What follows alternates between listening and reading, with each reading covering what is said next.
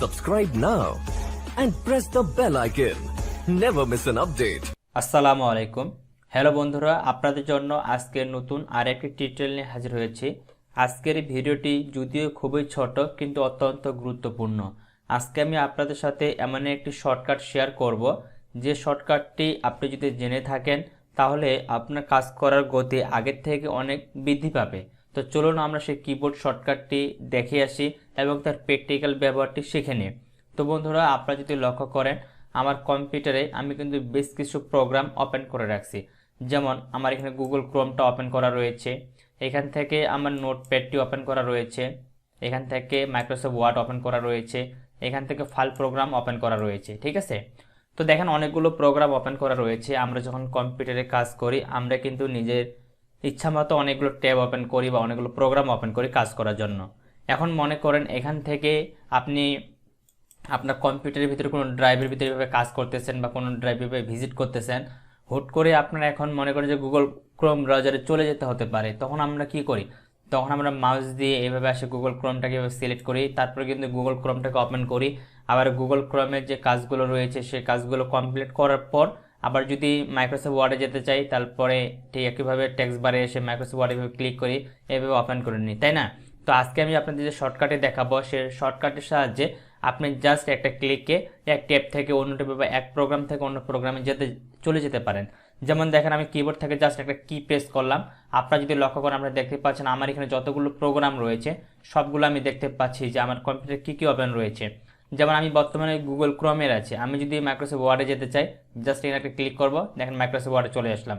আবার যদি এখান থেকে আমি কোথাও যেতে চাই আমি এখান থেকে নোটপ্যাড ওপেন করব, নোটপ্যাড ক্লিক করলাম, নোটপ্যাড ওপেন হয়ে গেল। আবার যদি কোথাও যেতে চাই এখান থেকে মনে করেন আমি আমার প্যাটার্ন যে ফোল্ডারটি ছিল সেই ফোল্ডারে চলে যাব, এটাকে সিলেক্ট করলাম, তো দেখেন ফোল্ডারটি ওপেন হয়ে গেল। কি চমৎকার একটা ট্রিক্স না? তো বন্ধুরা, এইটা হচ্ছে মূলত আমাদের একটি কিবোর্ড শর্টকাট। আমি কিবোর্ড শর্টকাটটি আপনাদের সুবিধার জন্য এখানে লিখে দিচ্ছি এবং বলে দিচ্ছি। আমরা যে কিবোর্ড শর্টকাটটি দিয়ে এই কাজটি করব সেই কিবোর্ডটি হচ্ছে আমাদের অল্ট বাটন একবার প্রেস করব, এটা প্রেস করে ধরে রেখে আমাদের কিবোর্ডে যে ট্যাব বাটন রয়েছে TAB, এই ট্যাব বাটনটিকে প্রেস করব। অল্ট বাটন প্রেস করে ধরে রেখে ট্যাব বাটন প্রেস করলে আমাদের এই অপশনগুলো আসবে।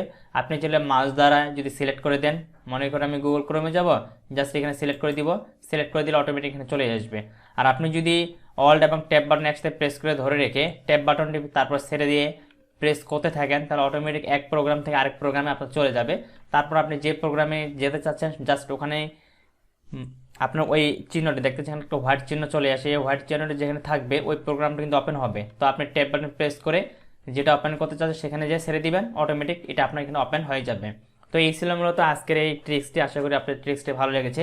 তো এখানে একটা কথা বলে রাখি, কিবোর্ডের শুধু যে এই শর্টকাটে তা না, কিবোর্ড দিয়ে আমরা অনেক অনেক কাজ করতে পারি, কিবোর্ডে অনেকগুলো শর্টকাট রয়েছে। তো আপনার যদি আমাকে এটা নিয়ে একটা ভিডিও তৈরি করে দিতে বলেন যে কম্পিউটারে যতগুলো কিবোর্ড শর্টকাট রয়েছে প্রত্যেকটার একটা লিস্ট আকারে থাকবে ধারাবাহিকভাবে, তো আমি সেই বিষয়ের উপর আপনাদের ভিডিও তৈরি করে দিব। এটার জন্য আপনাদেরকে অবশ্যই কমেন্টে সেই বিষয়টি আমাকে জানাতে হবে। যদি আপনাদের কাছ থেকে ভালো একটি রেসপন্স পাই তাহলে কিবোর্ড শর্টকাটের যতগুলো আমাদের কাজ রয়েছে সবগুলো আমি ধারাবাহিকভাবে আপনাদের টিউটোরিয়াল আকারে দিয়ে দিব ইনশাল্লাহ। তো এখানে একটা কথা বলে রাখি, আপনারা যারা নতুন গ্রাফিক্স ডিজাইনের কাজ শিখতেছেন তাদের জন্য যত ধরনের সোর্স ফাইল প্রয়োজন সবগুলো কিন্তু আমি আপনাদের ফ্রিতে দিয়ে দিচ্ছি। আর এটা পাবেন আপনারা আমার আওয়াল টেক যে চ্যানেলটি রয়েছে এই আওয়াল টেক চ্যানেলে আসার পর এখানে ভিডিওতে ক্লিক করবেন, ক্লিক করলে এখানে আপনারা গ্রাফিক্স ডিজাইন রিলেটেড শুধুমাত্র এখানে ভিডিওগুলো পেয়ে যাবেন। যত ধরনের সোর্স ফাইল লাগে, যা যা ডিজাইন করতে লাগে সব কিছু এখানে আপনারা ফ্রিতে পেয়ে যাবেন। জাস্ট এখানে আসলে এই চ্যানেলে একটি ভিজিট করলে আপনারা সব কিছুই বুঝতে পারবেন। অবশ্যই আপনি এই চ্যানেলটিকে সাবস্ক্রাইব করে এই চ্যানেলের সাথে থাকবেন যদি আপনি গ্রাফিক্স ডিজাইন কাজগুলো শিখতে চান তাহলে। তো সকলের সুস্বাস্থ্য কামনা করে আজকের মতো এখানে বিদায় নিচ্ছি। সবাই ভালো থাকবেন, সুস্থ থাকবেন, দেখা হবে নেক্সট ভিডিওতে।